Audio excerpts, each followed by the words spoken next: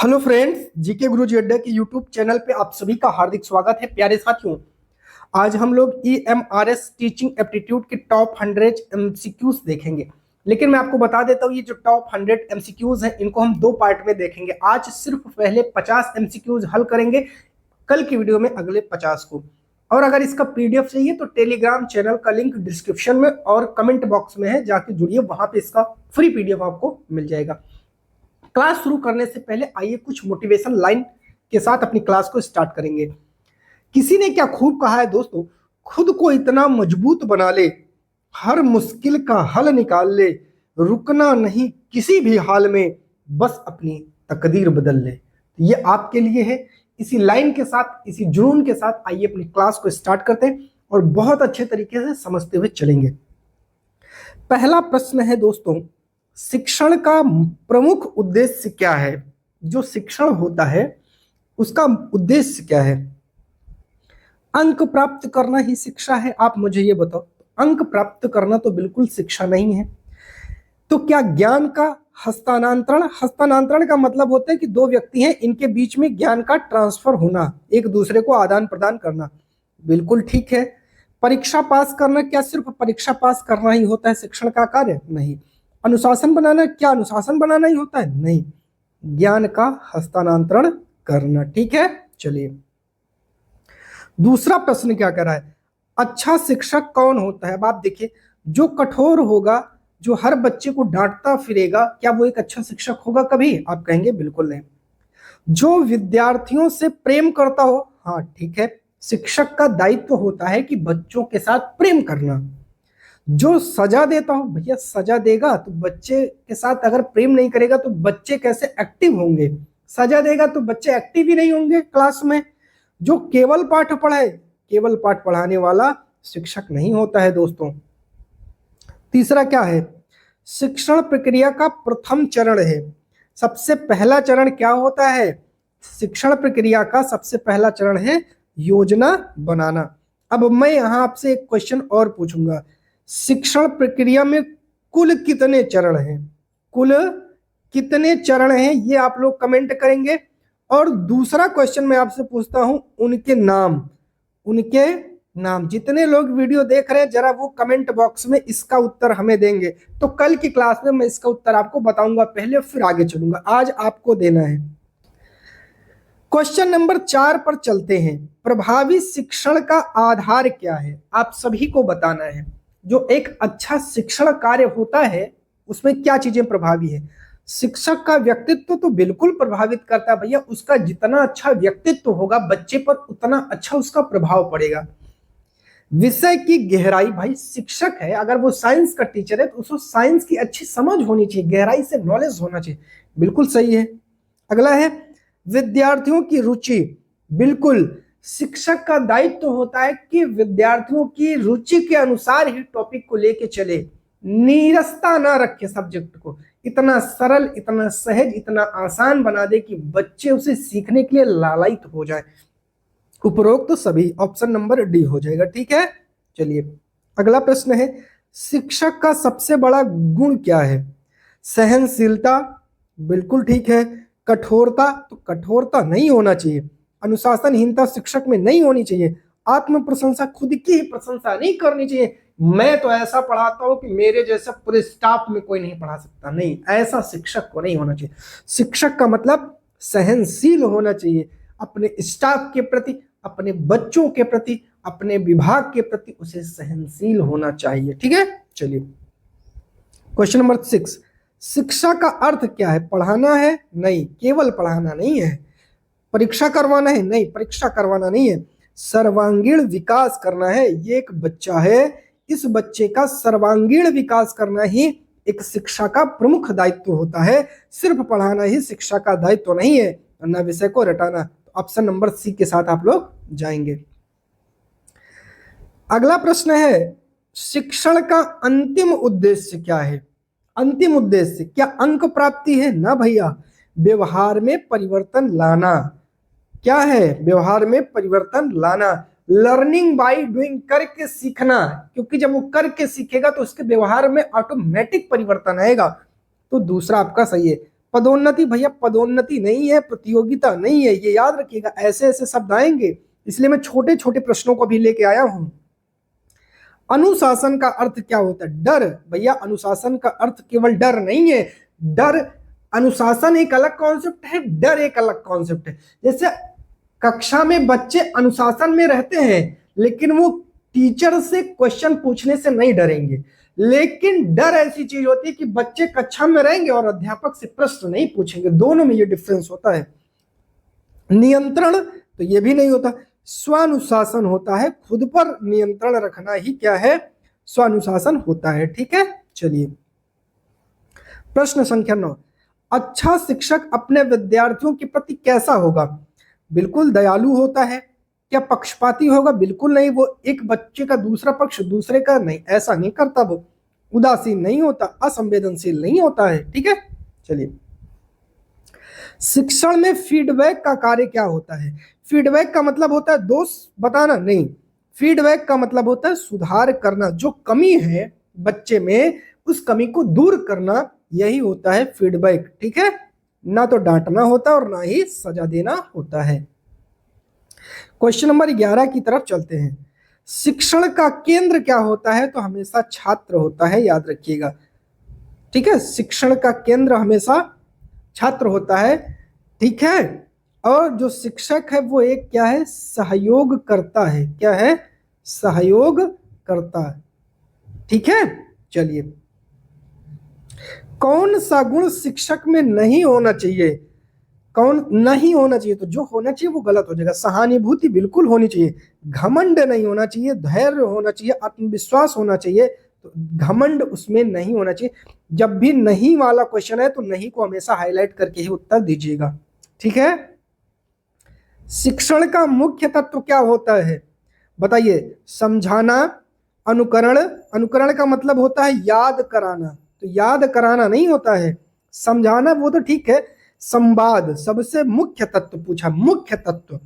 समझाना भी तो ठीक है, मौन रहना गलत है, लेकिन इसमें भी संवाद की अगर बात की जाए, संवाद का मतलब होता है कि बच्चों के साथ आपका इंटरेक्ट कैसा है, आप उनके साथ कैसा इंटरेक्ट करते हैं, बच्चे आपसे कितने जुड़े रहते हैं, ये सबसे मुख्य तत्व होता है शिक्षण का। ठीक है, चलिए बात करते हैं क्वेश्चन नंबर 14। शिक्षण प्रक्रिया में अधिक बल किस पर दिया जाता है? रटने पर नहीं भैया, सोचने पर बिल्कुल, अनुकरण पर, रटने पर नहीं, प्रतियोगिता पर बिल्कुल नहीं। प्रतियोगिता, अनुकरण ये सब नकारात्मक शब्द हैं, याद रखिएगा। सोचने पर सबसे ज्यादा जोर दिया जाता है, इसलिए तो लर्निंग बाय डूइंग कहा जाता है। चलिए शिक्षण में प्रभावी संचार का आधार है। एक तरफा वार्तालाप नहीं होना चाहिए, सिर्फ शिक्षक बोलता रहे और बच्चे सुनते रहे, इसी को बोलते हैं एक तरफा। कि क्लास में हेलो मेरे क्लास के सभी बच्चों चुप रहना, मैं जो पढ़ाऊंगा पढ़ लेना, लिख लेना, कुछ मत बोलना। अगर तुम ऐसा किए तो तुम शिक्षक नहीं हो, तुम तानाशाह हो। फिर दो तरफा संवाद होना चाहिए। तुम पढ़ा रहे हो, बच्चे को नहीं आ रहा, बच्चा खड़े होकर क्लास में पूछ ले, अरे सर ये जो आप लिखे हो मुझे नहीं आ रहा है। आपने उसका उत्तर प्रेम से दिया, बच्चा खुश हो गया, उसको समझ में आ गया। ये दो तरफा संवाद। ठीक है, आदेश देना गलत है, चुप रहना गलत है। क्वेश्चन नंबर 16 क्या कह रहा है? शिक्षक को विद्यार्थियों में क्या विकसित करना चाहिए? अनुशासन।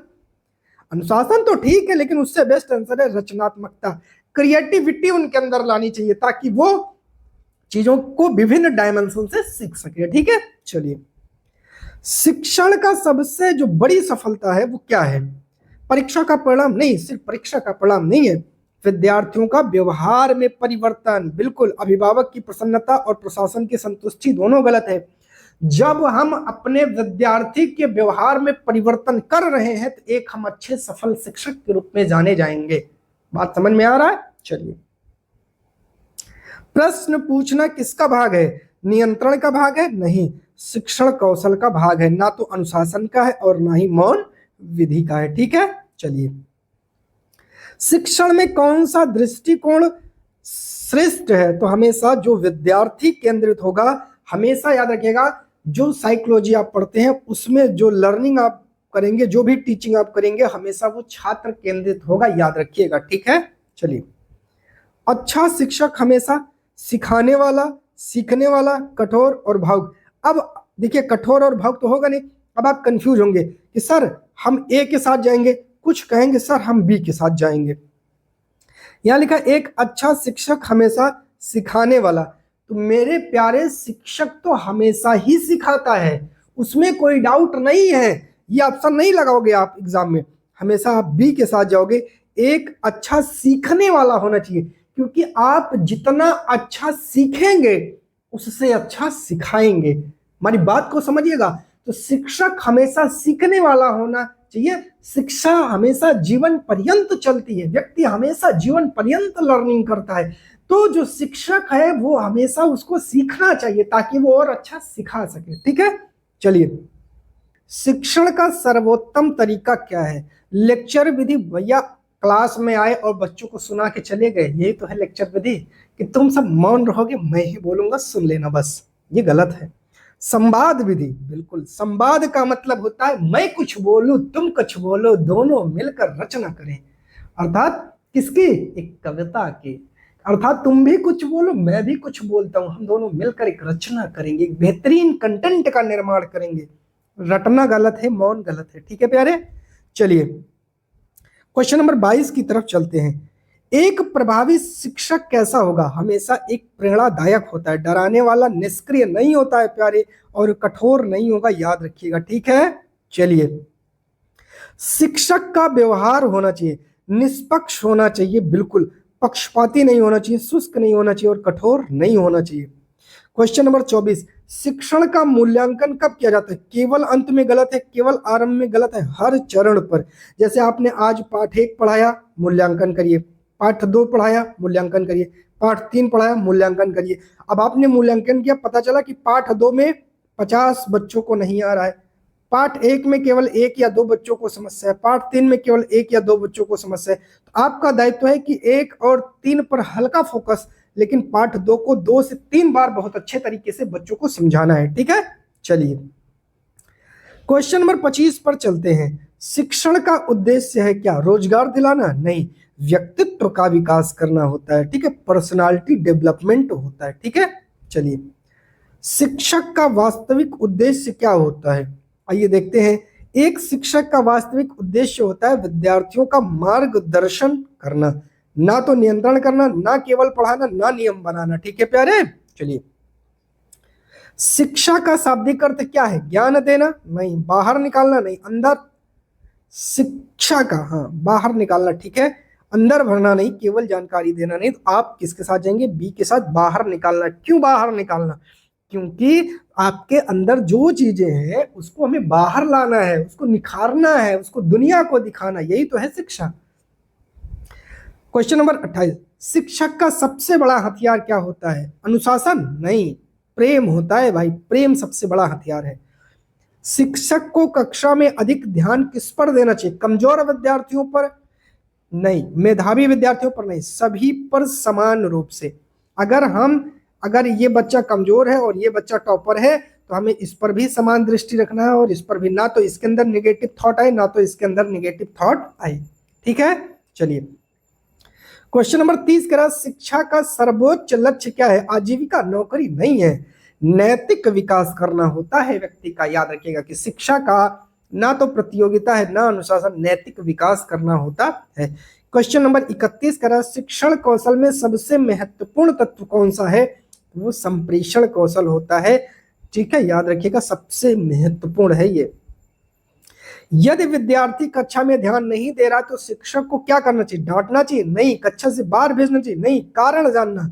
अरे हो सकता है उसको कोई परेशानी हो सकता है कोई मेंटली प्रॉब्लम हो, कोई जो है सब्जेक्ट से रिलेटेड प्रॉब्लम हो, या कोई क्लास में दोस्त उसको डरा धमका रहा हो, उसका कारण जानना चाहिए। ठीक है, चलिए शिक्षक को विद्यार्थियों के विचार को दबाना चाहिए? नहीं भैया, दबाना नहीं चाहिए, प्रोत्साहित करना चाहिए। हमेशा क्या करना चाहिए? प्रोत्साहित। नजरअंदाज नहीं करना चाहिए, बदलना नहीं चाहिए। ठीक है, बच्चा एक नन्हा वैज्ञानिक होता है। सीखना एक क्या है? निष्क्रिय नहीं होता, हमेशा एक सक्रिय होता है। स्थायी प्रक्रिया है। भैया आपने 2 की टेबल सीख लिया, अब काम में 3 की टेबल ही नहीं पढ़ूंगा, गलत है। स्थायी नहीं होता, अस्थायी भी नहीं होता, अर्थात सक्रिय होता है। ठीक है, आप एक्टिव होकर के ही सीखेंगे। शिक्षक का सबसे पहला दायित्व है पढ़ाना, विद्यार्थियों को समझना, पढ़ाना, पढ़ाने का काम तो बाद में ही होगा, पहले बच्चे को समझ लो भैया, बच्चे के अंदर क्या क्यूरियोसिटी है, क्या आता है क्या नहीं आता है, क्या समस्या है, ये जानो पहले, ठीक है। पढ़ाना तो बाद की प्रक्रिया है। अगला प्रश्न है, शिक्षण प्रक्रिया में प्रेरणा का कार्य है, तो प्रेरणा का क्या कार्य होता है? विद्यार्थी को अनुशासित रखना नहीं होता है, सीखने की रुचि जगाना होता है। याद रखना, ना तो भय पैदा करना, ना ही अध्ययन कराना होता है। अगला प्रश्न है, शिक्षक को कक्षा में हमेशा रहना चाहिए गंभीर नहीं, क्रोधित नहीं, स्नेही और सहयोगी होना चाहिए, ठीक है। विद्यार्थियों में आत्मविश्वास बढ़ाने के लिए शिक्षक को आलोचना करनी चाहिए नहीं, प्रशंसा करनी चाहिए बिल्कुल हाँ, अनदेखा नहीं करना चाहिए, ना ही प्रतिस्पर्धा करवानी चाहिए। अनुशासन का सर्वोत्तम रूप क्या होता है? बाहरी नियंत्रण नहीं, भय आधारित नियंत्रण नहीं, आत्म अनुशासन होता है, ठीक है। शिक्षक को विद्यार्थियों के बीच कैसा व्यवहार करना चाहिए? समानता का व्यवहार करना चाहिए, ना तो पक्षपात का, ना दूरी बनाए रखने वाले का, ठीक है। चलिए, शिक्षण विधि का चयन किस पर निर्भर करता है? विषय की प्रकृति पर। भैया अगर आपको साइंस पढ़ाना है, साइंस में अगर प्रकाश संश्लेषण पढ़ाना है, मानव कंकाल पढ़ाना है, तो उसके लिए आपको अलग अलग विषय की नेचर के अनुसार आपको पढ़ाना होगा, ठीक है। चलिए अगला, जब छात्र प्रश्न पूछते हैं शिक्षक को चुप रहना चाहिए नहीं, डांटना चाहिए नहीं, उन्हें उत्साहित करना चाहिए, बेटा और पूछो, जो दिक्कत हो उसका जवाब दीजिए। कक्षा प्रबंधन का उद्देश्य क्या है? अनुशासन बनाना नहीं, सीखने का वातावरण तैयार करना होता है, ठीक है। शिक्षण प्रक्रिया का अंतिम चरण क्या होता है? आइए देखते हैं। इसका अंतिम चरण होता है प्यारे साथियों, जो है मूल्यांकन। क्या होता है? अंतिम चरण होता है मूल्यांकन। शिक्षक को विद्यार्थियों की त्रुटियों पर हंसना चाहिए नहीं, उन्हें सुधारना चाहिए, ठीक है। ना तो अनदेखा करना है और ना ही बच्चों को सजा देना है। शिक्षक के लिए आवश्यक गुण क्या है? विनम्रता। विनम्रता एक शिक्षक का गहना होता है, याद रखिएगा। शिक्षण में ब्लैक बोर्ड का उपयोग होता है संप्रेषण के लिए, आदान प्रदान करने के लिए। शिक्षक को अपने विद्यार्थियों के प्रति कैसा होना चाहिए? एक संवेदनशील होना चाहिए, ठीक है। कैसा होना चाहिए? संवेदनशील होना चाहिए। शिक्षक की सफलता निर्भर करती है विद्यार्थियों के सीखने पर। जितना अच्छा विद्यार्थी सीखेंगे उतना अच्छा शिक्षक माना जाएगा। क्वेश्चन नंबर 50, शिक्षण का सर्वश्रेष्ठ परिणाम क्या होता है? व्यवहार में परिवर्तन कर देना होता है। तो एक ही क्वेश्चन को मैंने 3-4 बार 3-4 तरीके से प्रूव किया, तो आप लोग ये मत समझिएगा कि सर आपने तो रिपीटेड किया, नहीं, इस तरीके से भी ये क्वेश्चन बनाया जा सकता है, इसलिए मैंने इसको रखा है। तो ये टॉप 50 क्वेश्चन आज के कैसे लगे?